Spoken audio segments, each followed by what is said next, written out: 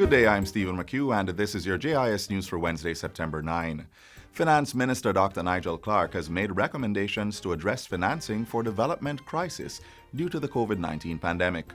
Minister Clark gave his suggestions Tuesday during a high-level meeting of finance ministers, which was convened by the United Nations Deputy Secretary General.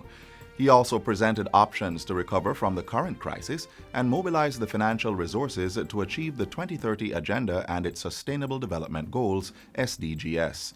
The discussions are a follow-up on a process initiated by Prime Minister Andrew Holness, the United Nations Secretary General Antonio Guterres, and the Prime Minister of Canada Justin Trudeau on May 28, 2020, to hasten the global response to the economic and human impacts of COVID-19.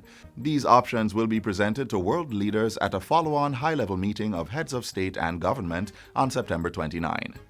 Meanwhile, the Planning Institute of Jamaica, PIOJ, is projecting that the country will start seeing some return to a growth in economic output in the 2021-2022 fiscal year. PIOJ's Director General, Dr. Wayne Henry, gave the update earlier today.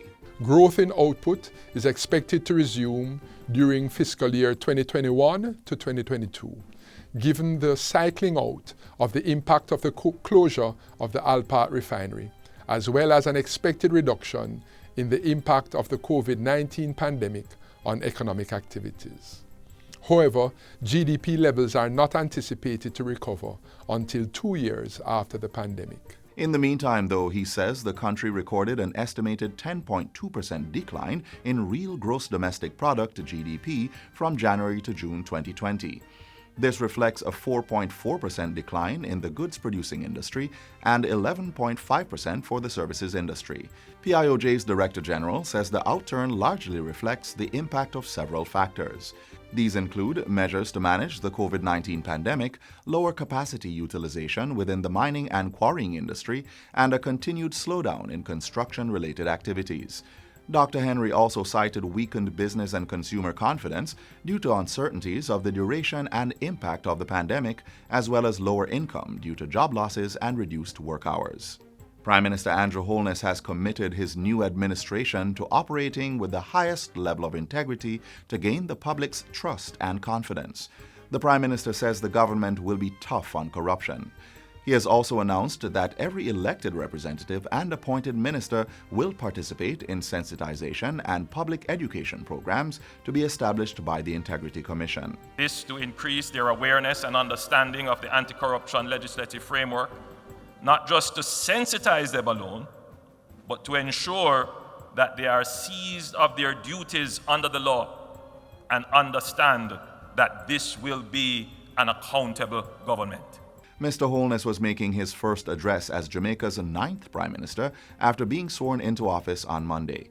He pledged to complete the legislative framework of the Integrity Commission and the Major Organized Crime and Anti-Corruption Agency, MOCA, early in this term.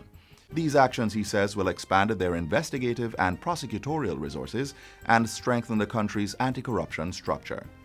Meanwhile, the Prime Minister has confirmed that his government is not considering a lockdown of the country. Speculation of a lockdown has been rife as the island continues to see a spike in COVID-19 cases due to the virus being in the community transmission phase. We are operating in a situation where, based upon our original projections, these are things that we expect that would happen, and therefore the appropriate response would not be a lockdown, certainly not at this time. Mr. Holness was speaking Monday at a digital press conference. He reasoned that a lockdown would severely impact citizens' lives and livelihood. The Prime Minister urged the Jamaicans to play their part to curb the transmission of the virus. Until we get a viable vaccine, which is at least a year and a half away, this outbreak has to be managed by the collective will of the people through the responsible exercise of our individual choice and by these actions that the government will take in restricting unnecessary movement. On Tuesday, the island recorded 2 additional COVID-19 related deaths, bringing the number to 36. There are now 3,323 confirmed cases on the island, as 140 new positive results were recorded on September 8. The new cases range in age from 2 to 90 years old and are residents of 13 of Jamaica's 14 parishes. And finally, the island will now see an increase in the services of the Jamaica Fire Brigade after 85 new members were recently recruited. The individuals who recently completed training will be assigned to a number of different divisions island-wide. Public Relations Officer at the brigade, Emilio Ebanks, says that in addition to firefighting skills, the new recruits were trained as emergency medical responders to deal with the ongoing COVID-19 pandemic. And that's it for JIS News Today. I'm Stephen McHugh. Thanks for watching.